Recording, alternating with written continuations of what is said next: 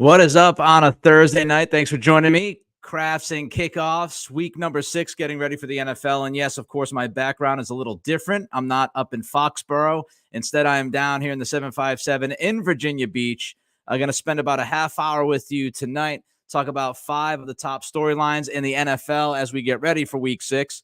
And of course, I'll remind you what I'm drinking here. I am drinking Sam Adams Jacko. Sam Adams Jacko. Over the first few weeks of this show, a lot of people drinking Sam Adams. So I'm going with a Sam Adams when I'm not in Boston. Makes all the sense in the world. So I'm going with the Samuel Adams Jacko Pumpkin Ale, which, of course, is a 4 alcohol per volume. So an ABV of 4.4, which is very, very light for all of you. So, again, shout out to all of you. Cheers to all of you having a drink. Let me know what you're drinking. Throw it in the comment section, of course. First sip of the Sam Adams Jacko going down. And it is fantastic. So, again, don't forget to like, comment, and subscribe. Let's start with story number 5. I want to talk about NFL safety. Does it actually exist? Because I know the NFL has tried to put this on us. They've tried to push this idea that they're all about player safety. But are they truly about player safety? I don't think they are. I've questioned this for years. And, they've stood by the player safety, public relations stuff. I'm not buying it. I think player safety is a convenient priority for the NFL. And what do I mean by that? Well, Thursday Night Football, is that safe for football players? Is that a safe environment? Is that a smart situation? The quick turnaround? NFL doesn't care about player safety when it comes to Thursday Night Football. They care about making some money. How about international travel? Is it best for players to be traveling all across, right? Going to Germany and going to London to play these games, shortening their weeks, messing up their schedules. Is that the best thing for safety and health? Of course it's not.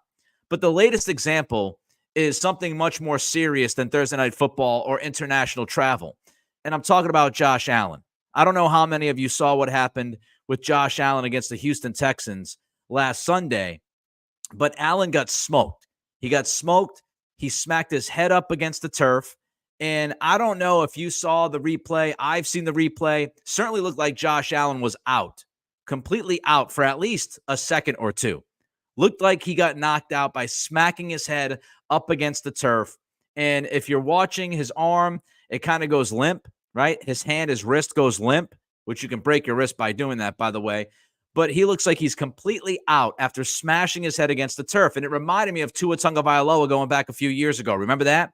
When Tua got smashed and, it was like, oh, no, is he concussed? It was pretty obvious. It seemed like he was concussed. Then he was allowed to come back. It's all a mess. Josh Allen missed 2.5 minutes. 2.5 minutes of game time is what Allen missed after smacking his head against the turf and visibly looking knocked out. He missed 2.5 minutes of game time. He missed just over 6 minutes of actual time. Let me ask you this. If you smacked your head, if we went outside and you fell down and you smacked your head up against the ground, not cement, let's say you're on the front lawn, you smack your head and you go out for a second or two, do you think you would be healthy enough to go back out there in 6 minutes and play a football game? Do you think you'd be able to do that? So again, we have to question the process when somebody gets concussed or might get concussed. How in the world is Josh Allen cleared, quote unquote, 6 minutes of real time after seeing what we saw? How could anybody clear anybody within 6 minutes?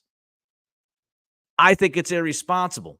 And we've seen this happen with the league a number of times. And I know they have an independent person who checks these things, but those people have missed as well. When did the process start for Josh Allen? When did they actually start to check him for a concussion? Was it 2 minutes after he hit his head and went out? Because if it was 2 minutes after he hit his head and went out, that means you had 4 minutes of actual time from when he was getting checked to when he was back out on the field. That's crazy. It's ludicrous. It should not be happening in 2024. And on top of that, we saw that the Buffalo Bills had smelling salts next to their medical tent, which is not a great idea. If you're checking a guy for a concussion, but you have smelling salts right there, I am not a fan of that. Because even if he's a little bit wobbly, he's a little bit woozy, he takes a hit of those smelling salts, he going to wake up. And then maybe he can, that can help him pass the concussion protocol. You got smelling salts right there, and you've got 6 minutes of actual real time from when he hit his head on the turf and looked like he was knocked out to when he was back out there playing football full speed. Should not happen. And yes, they should call for an investigation. Will it matter? Probably not, because who would actually believe that the investigation was done right and was done just? Who would believe that?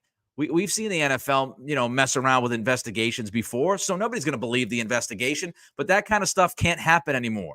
It just can't happen anymore. And the team, by the way, instead of being worried about winning a football game, the team should be concerned about a player's health. The team, I saw it, you saw it, the Buffalo Bills saw it. You saw Josh Allen smack his head up against the ground, looked like he went out for a couple of seconds. If you're the Buffalo Bills, how in good conscience could you put him back in a football game?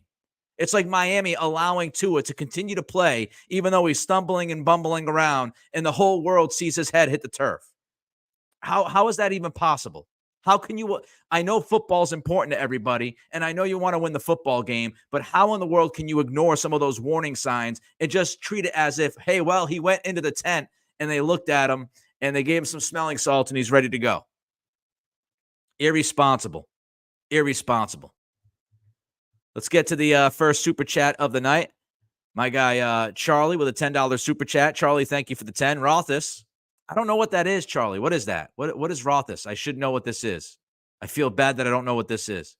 Have you drank this before? Have you told me already about this and I have blanked out? Don't send a super chat to tell me. Send a regular chat. But thank you for the 10.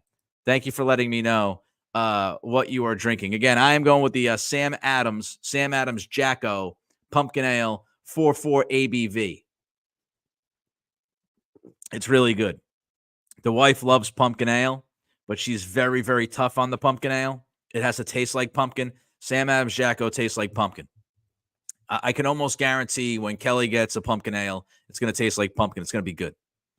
Charlie jumps in and says it's a German Pilsner. Got to check it out. I got to check that out. Thank you, Charlie. I appreciate you. So let me know how you feel about the Josh Allen stuff. Throw a comment in. Don't forget to hit that thumbs up if you're watching on YouTube. The thumbs helps us an awful lot. Of course, I always say it. More thumbs means more eyeballs. So help us out by liking the podcast as you watch this. Every Thursday night at 7 p.m., we do this live. And I am here hanging out. I'm here hanging out in Virginia Beach. I got to pull this guy up. This is Jared Jackson. Let me tell you about Jared Jackson. We called him JJ in college. I hung out with this guy an awful lot in college. I haven't seen him since college. Jared, I hope you're doing well. We got to get together and have a drink. It's been too long. I don't want to age us. If you can't tell by the salt and pepper look here, I'm a little bit older. But Jared, I hope you're doing well, man. It's great to see you. It's great to see you, quote unquote, in Twitter. And Jared says he just had a tilted barn, the chosen one. Yeah, let's go get a beer. Hit me up, Jared. Hit me up either DM or LinkedIn or something. Let's get together because I believe you're in Massachusetts. So great to see an old college buddy of mine drop in. Ken Gaffney says, oh, my God, I miss Jacko. Yeah, man, it's really, really good. All right, let's jump to story number 4. I'm a little bit time restricted tonight because I got to head to my bar that I co-own here in Virginia Beach to watch Thursday Night Football. So got to jump to story number 4. This weekend is a litmus test for Jaden Daniels and the Washington Commanders. Now, I thought Washington would be better than many people thought they would be. They might be even better than I thought they would be. I thought they might win 7-8 games. They already have 4 wins. They're 4-1. They're first in the NFC East. Of course, Dallas has been up and down. And you look at Philly, they've been up and down with Sirianni's crazy coaching. The Giants, surprisingly, they're actually on the board a couple times this year.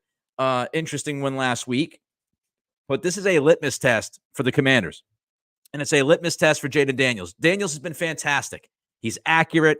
He obviously makes plays with his legs. He has control at the line of scrimmage. He is every bit as dynamic as we hoped that he would be when he was drafted out of LSU. Jaden Daniels has done a terrific job for Washington through the first 5 weeks of this season. Cliff Kingsbury has done a really good job with Daniels. But this weekend's different. This weekend is a litmus test, and I say that because they're playing Baltimore. And the Ravens, if you look at how they've played this year, They're one of the better teams in football if you look at it analytically. I'll get to that in a minute. But Washington is 2-1 on the road this year. Their wins against teams that haven't been good. How's my Cincinnati Bengals Super Bowl trip looking? Not great. They've stunk. Washington beat Cincinnati in Cincinnati. Not really a high bar. The Patriots beat Cincinnati in Cincinnati, for the love of God. Then you've got them beating Arizona. They beat the Cardinals in Arizona, another team that's not very good. So the 2 wins on the road for Washington were against pretty much tomato cans up to this point in the season. I don't know if they're going to continue to be tomato cans, but they have played against a couple of tomato cans on the road. The best team they played on the road was week 1. Obviously, that's difficult. It's Daniel's first game, right? His first NFL game. A lot of pressure going into that one, playing a playoff team. They're at Tampa Bay. So when you look at, the Tampa game, they lose week 1 against Tampa on the road. They're 2 wins on the road against not so good teams. The Ravens, DVOA. The Ravens are ranked 2nd in the NFL in DVOA. So DVOA, which kind of levels out all the schedules, right? It's like, what will a team be as an average team? How much better have they been? DVOA is a great stat, great analytic to go off of as far as true value of a football team. How good, how bad are they? The Ravens, again, they're the 2nd best team in DVOA this year. So they're better than I think many of us think they are with how they started this season. Offensively, they have the best offense in DVOA. So this is going to be a big challenge for Washington's defense that has to travel. If you're wondering, Washington is ranked 24th defensively in DVOA. So you'll have that offense-defense, that very difficult matchup for that Washington defense. Daniels, when you look at him and what he's done, he's going against the Ravens. The Ravens are a top 15 defense. So Daniels will have to figure it out. He'll have to figure it out against a good defense on the road. And, of course, you're playing against the team. The Ravens, they practice against Lamar Jackson. So the Ravens, they're used to playing against a quarterback at practice and during camp season.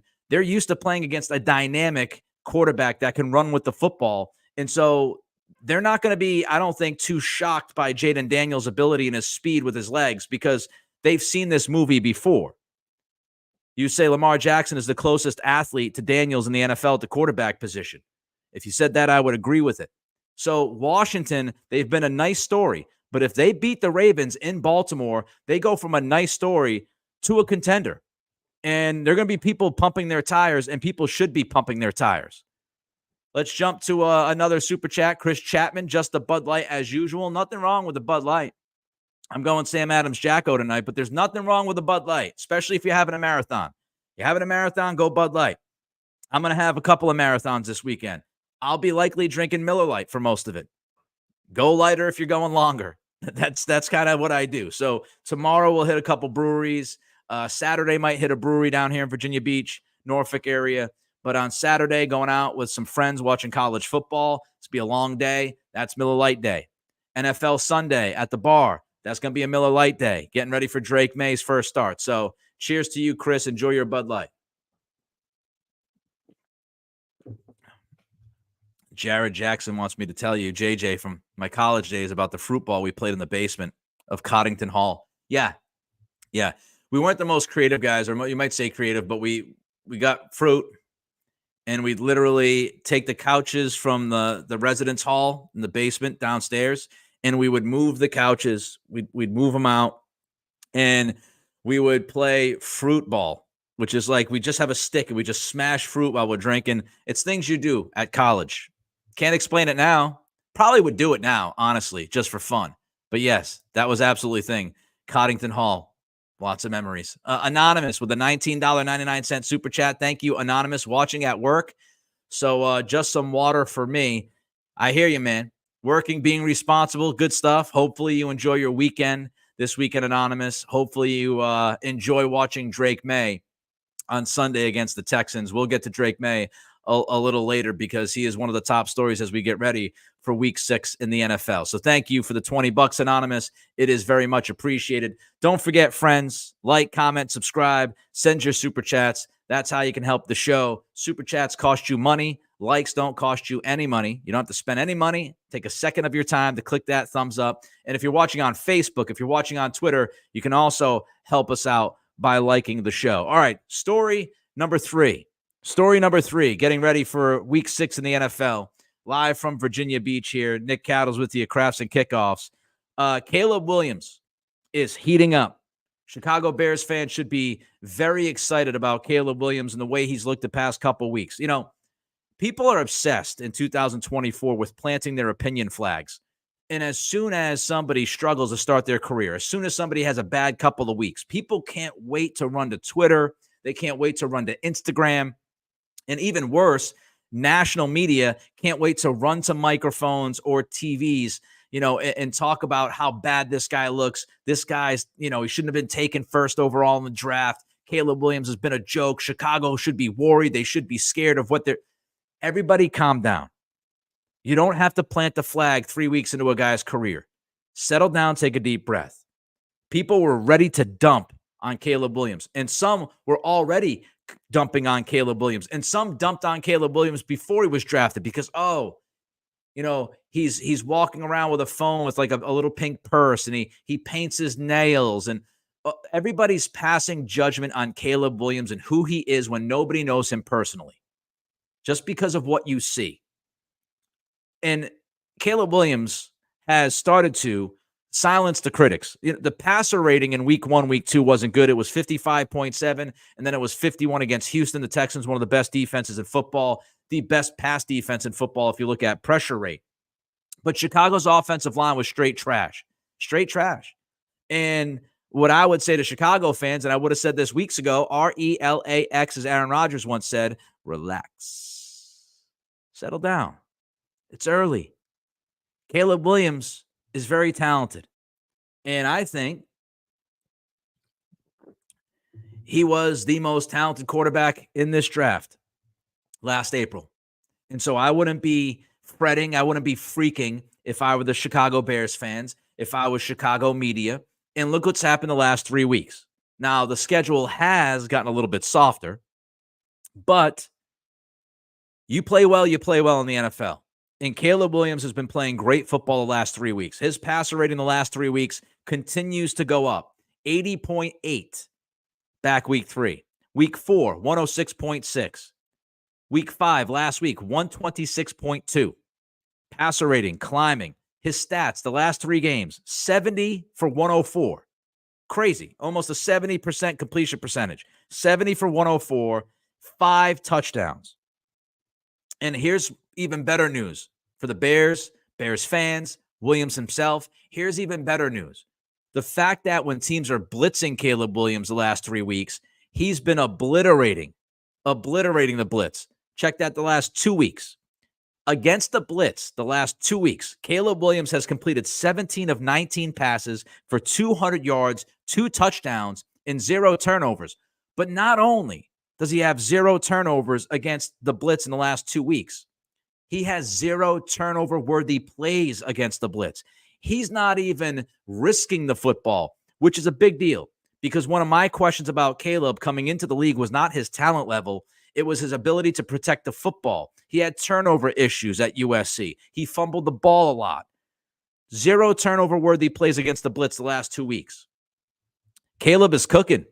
He's cooking, and he's settling down. He's settling down in the NFL. He got his feet wet. He's getting more comfortable, understanding what to expect. He's getting more comfortable with his offense, with his teammates, with the offensive line. The talent has always been there. And I'll tell you, Sunday, now this game could be a little funky because it's in London, and you never know how a team is going to respond playing in London. This will be Caleb Williams' first trip to London to play football. I don't know if he's been there as just, a human, a person living his life. But when you look at this game coming up this weekend, if you're into FanDuel, if you're into any of these other websites, the Prize Pick stuff or whatever, and you're looking at, higher or lower, you're looking at over-unders, Caleb Williams is on a hot streak the last 3 weeks, and now he's playing against the Jags on Sunday morning, and the Jags have been one of the worst defenses in football. So the betting person in me, I might take a couple of gambles with Caleb Williams on Sunday on his numbers against this Jaguars defense. The Jaguars are 29th in pressure rate. They don't get to the quarterback. They've given up the 4th most passing yards per pass. So you're talking chunk plays. And Jacksonville doesn't blitz. They're 31st in football in blitz rate. So Caleb Williams should have a pocket. He should have a pocket. He should be very comfortable against this Jacksonville defense. And the way he's played the last 3 weeks, I'd be very surprised if Caleb Williams doesn't have a damn good game on Sunday. Again, the disclaimer, though, it's in London. You never know how guys are going to play in London. It's a different kind of experience. But I would be very surprised if you're looking at Caleb Williams' numbers on Sunday afternoon and not seeing some pretty damn good numbers against that Jacksonville defense the way he's playing. Williams should eat on Sunday. And again, to me, most talented quarterback in the draft back in April, slightly ahead of Jaden Daniels. All right, going to get to story number 2. Don't forget, like, comment, subscribe, help a brother out. I'm drinking some Sam Adams Jack O. It's a very, very good beer. Hopefully you're enjoying what you're drinking. Let me know what you're drinking. Throw a comment in, whether it's water, it's tea, or it's an alcoholic beverage. Let me know what you're drinking. Always want to know on a Thursday night. All right, let's get to the Jets. Let's get to Robert Saleh, who got canned this week. Now, I'll begin this by saying I'm not a big fan of Robert Saleh. I don't think he's a great head coach. He's made a number of questionable in-game decisions that I've seen, clock management. But I would also say that he won 7 games last year with Zach Wilson at quarterback. And then he goes into this season. And to me, 5 games is crazy to fire a guy. Now, if you were like 0-5, getting blown out every week, I'd understand it. But that's not the situation with the Jets. I mean, they're 2-3. They're playing on Monday night against Buffalo for a chance to be tied for first place in the division. This is a team that's right there in the AFC East. And you fire the guy after 5 games? It's crazy early in the season. Saleh's bread and butter is defense. We know that, right? He was a defensive coordinator for the San Francisco 49ers before he got the job with the Jets. The Jets, they're 12th in defense in DVOA. So it's not like the defense is doing a bad job. The defense has been fine. The defense has been good enough. Also, 2 of the 3 losses for the Jets this year were against good teams. Now, I know San Francisco got banged up. They had a little bit of a murky couple of weeks there. But you look at San Francisco, that's week 1. That's week 1. So they lose at San Francisco, week 1 of the season. And then they lose to Minnesota in London last week. So, I mean, 2 of their 3 losses. The Denver loss was brutal. But again, the defense was really good. The offense was the problem against Denver. Aaron Rodgers stunk against the Broncos. So when you look at, and he's pretty bad, pretty damn bad this past weekend too. So when you look at the 2 of the 3 losses, you lost against 2 teams that I think are going to be in the playoffs. Minnesota has looked like one of the best teams, if not the best team in football. The Denver game that you lost was all on the offense. Your defense did more than enough to win that football game. So what was the problem? Was it Robert Saleh or was it Nathaniel Hackett? Hackett was a hack in Denver as the head coach, got fired after 1 year, and he's done almost nothing as the offensive coordinator for the Jets. So who was it on? Was it on Hackett or was it on Saleh? I just don't get it. I don't get it. And by the way, why did they fire Saleh on a Tuesday? Why did that happen on a Tuesday? Was it because of the travel from London? Hard to believe. Now, Pro Football Talk, they reported that Saleh replaced Hackett before he got fired. Saleh apparently let the coaching staff know that Hackett was done as the OC. And if Hackett wanted to stay around on the coaching staff, he could, but it was his choice. It was his decision. So Saleh demoted Nathaniel Hackett. And then right after he tells the coaching staff that Hackett is demoted, he finds out after he leaves the room that he's gone. That's amazing. That is so New York Jets. It really is. It's so New York Jets. It's so Woody Johnson. Replaced Hackett as the play caller, walks out of the room and finds out he just got fired. So you allowed the guy to make a decision as big as replacing the offensive coordinator, which should have been done. Should have been done in the offseason, by the way. So you let him make that big decision for your football team, and then you fire him. It's very, very strange. Very strange. And the interim head coach is Jeff Ulbrich, their defensive coordinator. Who knows if Ulbrich's going to be good? Nobody knows if it's an upgrade over Salah. Nobody knows if Ulbrich's going to be better than what you just had. It's not like Ulbrich's been talked about as this can't-miss guy throughout the NFL. Now, maybe he ends up being awesome, and maybe this move looks genius 6 weeks from now. But you're right there in the thick of it in the division. 2 of your 3 losses are against 2 really good football teams.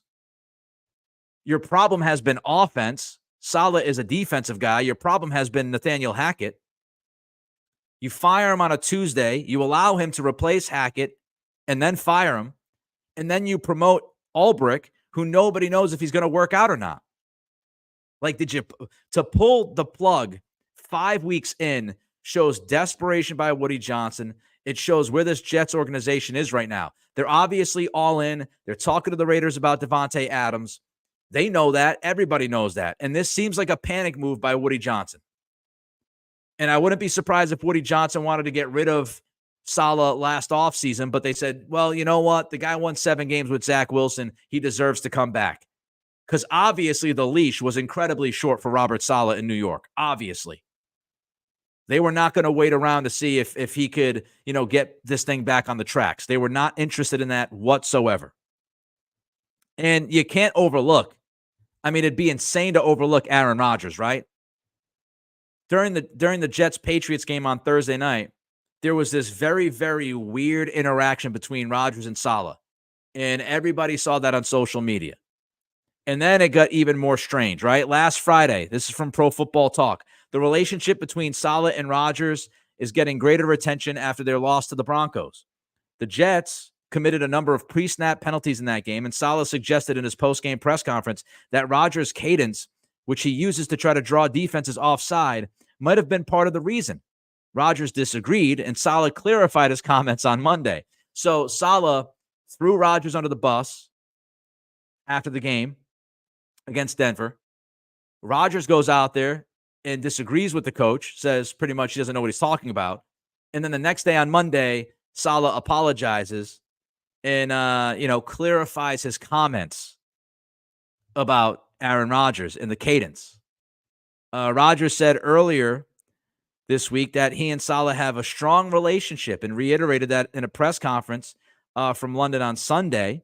Rodgers also suggested that there are those outside the organization who have an interest in creating a rift between the two men. Ah, yes, the mysterious outside circle that are trying to draw a rift between Robert Saleh and Aaron Rodgers. Who the hell cares, Aaron? Nobody is staying up at night trying to figure out a way to cause a rift between you and your head coach.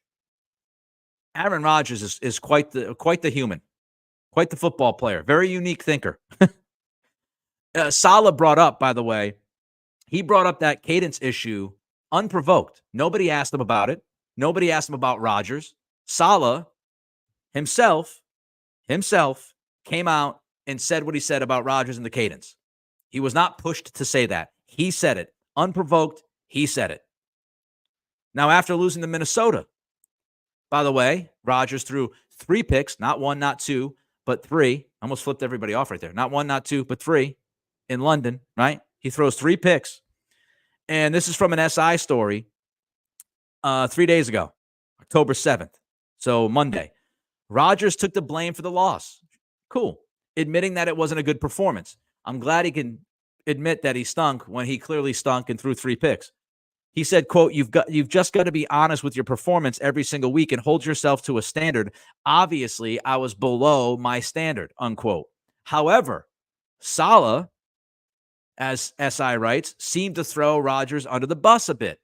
Here's what Salah said, quote, obviously up and down. Unfortunately, that pick 6 was a big difference in the game.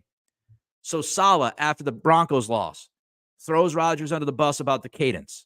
Salah, after the Vikings loss, throws salt in the wound, reminds everybody how big of a play that pick 6 was, and it really decided the game. So again, throws Rodgers under the bus.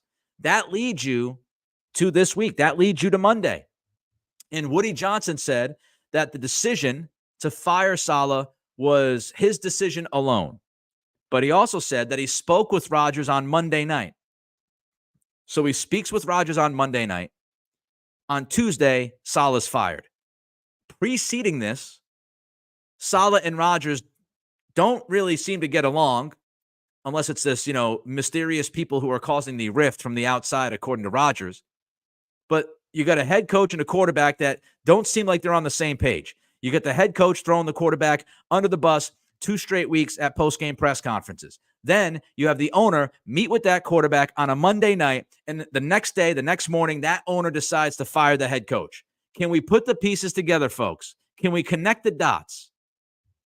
Now, Woody Johnson said that he spoke with Rodgers and Rodgers had no input.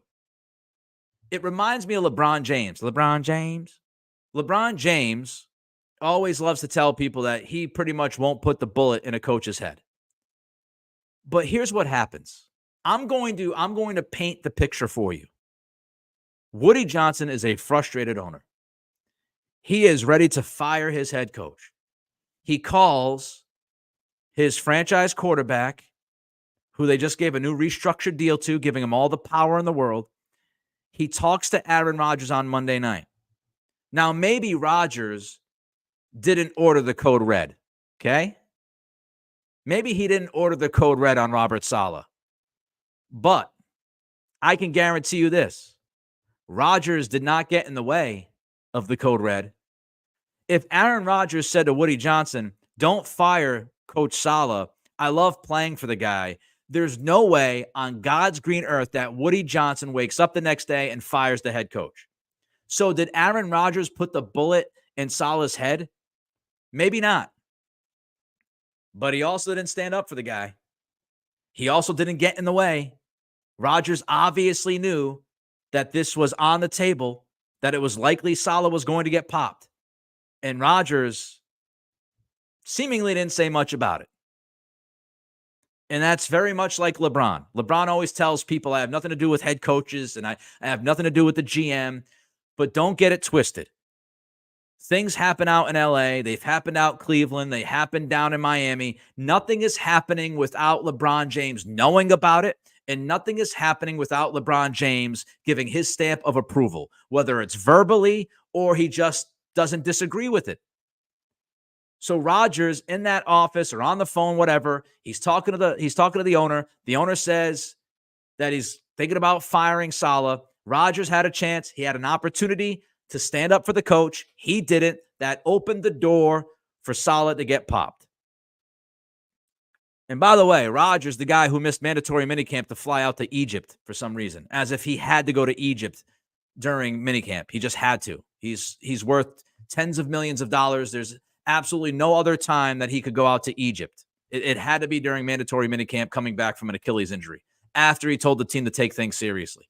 Mike Grace jumping in. Captain's daughter, drink up, go Pats. Yeah, I got the Sam Adams Jacko pumpkin ale. All right. Let's get to story number one. I got to get to the bar for Thursday Night Football. Let's get to story number one. Story number one is Drake Maye. Drake Maye is starting his first NFL game on Sunday against the Texans. He's the only healthy quarterback from round one, aside from Penix, if you want to, say he's an actual starting quarterback. We all know the Penix thing. But he and Penix, the only guys that are healthy that have not started an NFL game this season, right? J.J. McCarthy got hurt. He's done for the year. So Drake Maye starts against Houston. I think highly of Maye. And I love him as a football player. I think he's going to be a franchise quarterback. I think he's going to be good 10, 15 years. I think Drake Maye is the right guy and that he will end up being a productive, good starting quarterback. At least a good starting quarterback, if not better than that. He's got special traits. I absolutely expect him to have some splash plays against Houston's defense on Sunday. He can extend plays. He's got a special arm. Very, very athletic guy. So I would expect some splash plays from Drake Maye against the Texans. With that said, I hate the decision. And I did a podcast on this Tuesday night, breaking news pod on my Patriots podcast. If you guys want to check it out, the Nick Cattle Show, I did a breaking news podcast on Drake Maye being named the starter by Gerard Mayo. I hated the decision because I think it's an incredibly, incredibly tough matchup for Drake Maye. And if I were the Patriots, You can control only what you can control. People say, well, he can get injured and, the offensive line might never be good and, the receivers might never be. I understand all that, but you can only control what you can control. And the Patriots could control when Drake Maye was going to start this season. And I'm not one of those guys that wanted him to start against Miami. And now I'm saying I don't want him to start against Houston, but I'm fine with him starting against Jacksonville. I didn't want him to start last week. I didn't want him to start this week. I'd be okay with him starting next week. Houston's defense is one of the best pass defenses in football. They have the best pass rush in football, number one in pressure rate. This is an incredibly difficult challenge for Maye, who's going to be starting his first NFL game against a team who made Josh Allen look like a slapdink last weekend. So I don't like the idea to start Maye against this specific team, given what's going on.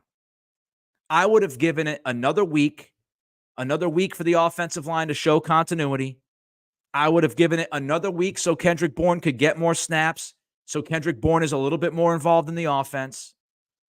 I would have given it another week so Maye could play against that defense I talked about earlier that Caleb Williams is going to play, Jacksonville, on Sunday, because Jacksonville's defense is not good. Their pass rush has been non-existent. So I think it's a very difficult spot for Maye. It doesn't mean I think Maye is going to fail. It doesn't mean that I don't think the Patriots should start Maye this season. It just means you had an option. To me, you had an option. You could either start Drake Maye this week against one of the best pass defenses and crazy pass rushes in football, or you could have started him against the Jacksonville Jaguars. If it were me, I would like to get the rookie out there for his first NFL start, build his confidence up, and play him against a weaker defense. I understand the offense has been bad. I understand the idea of sending the signal across the locker room that we're not going to continue to play this way offensively. And I do think that Drake Maye makes them better. He's obviously the more talented quarterback, and their ceiling as an offense is higher.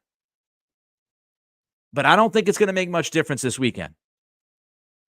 And I just love the idea of starting Maye, his first game, against a defense that I think allows him to be a little bit more comfortable in the pocket so we don't see any early regression. Again, I don't think it's a career killer, but I'm not in love with the idea. I'll continue to talk about Drake Maye in a moment. First, I got to go to Terry, with a $50 super chat. Another very generous super chat from our friend Terry for Nick's night out. Thank you, Terry. I appreciate you. I just, I can't say enough about Terry's support. I always say it when she throws a super chat in. She's a Patreon member. She has been supportive from day one. It means the world to me to have people like Terry and Anonymous and Charlie and many of the others, Chris, all you guys, you regulars at the bar, so to speak. To jump in and help the program. I appreciate it every single time. So thank you, Terry, for the $50 super chat. It means an awful lot. Can't say enough. All right. So if you look at this, I think you give Maye the best chance to succeed in his first start, and he has a much better chance of succeeding against Jacksonville. You're almost setting up your rookie quarterback to fail, and maybe fail massively in his first game. Again, it's not the end of the world. I just would like to get him off to a great start. And I think he's more likely to have that great start against Jacksonville than he is on Sunday against Houston. The timing is interesting, too. Gerard Mayo said during his press conference yesterday that he told the quarterbacks on Tuesday. He said he told the quarterbacks on Tuesday that the team was going to make the change. Now, the team later came out and corrected that. The team came out and said, no, Coach Mayo told the quarterbacks on Monday night that there was going to be a quarterback change. Now, that's fascinating. I don't know who's telling the truth. I don't know. I don't know if, Mayo is telling the truth and he once again kind of let the cat out of the bag by saying that he told the quarterbacks on Tuesday.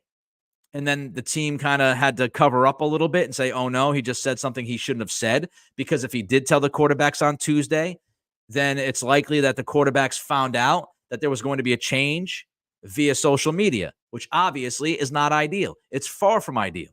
And Coach Mayo has been known early on in his tenure in New England to have loose lips. So did Mayo slip and say too much? Did he tell the quarterbacks on Tuesday and then they had to try to cover up and say, no, he told them on Monday night? Or did he misspeak? We don't know. And who knows if we'll ever know.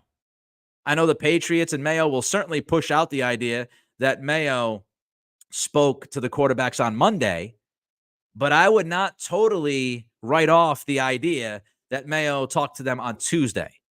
And if they did find out via social media, that's brutal. That is absolutely brutal because you knew on Monday you were going to make the change. You had your meetings on Monday. Now, if you asked me, what would I do? What would I think about what they did? I think that Mayo likely told the quarterbacks on Monday because they had their meetings on Monday. I don't know why Gerard would wait an entire day to then tell the quarterbacks. So we'll never know. Everybody has no doubt or reason to question if Mayo told them on Monday or Tuesday, but I would believe that it was likely Monday because of the schedule and meeting with the coaching staff, et cetera, et cetera. I'm excited though. I am excited as a Patriots fan, a Patriots, a Boston media member, a podcast guy in New England. I'm excited. That's why, I was torn earlier in the week. I hate the idea of starting him against Houston, but I love him as a quarterback prospect. I was excited when they drafted him at 3, and I'm excited to watch him on Sunday. And I hope there's more good than there's bad. So I am excited for a new era, no matter what. All right, don't forget to like, comment, subscribe. Spotify, Apple Pods, people rate and review. More thumbs means more eyeballs. Your comments, keep throwing them in. Let me know what you're drinking tonight. Let me know what you're drinking this weekend. I'm drinking a Sam Adams Jack O. That's right. Tastes great. Tastes great, more filling. All right, everybody, enjoy your football weekend. Enjoy the game tonight. San Francisco, Seattle should be a very interesting one in the NFC West.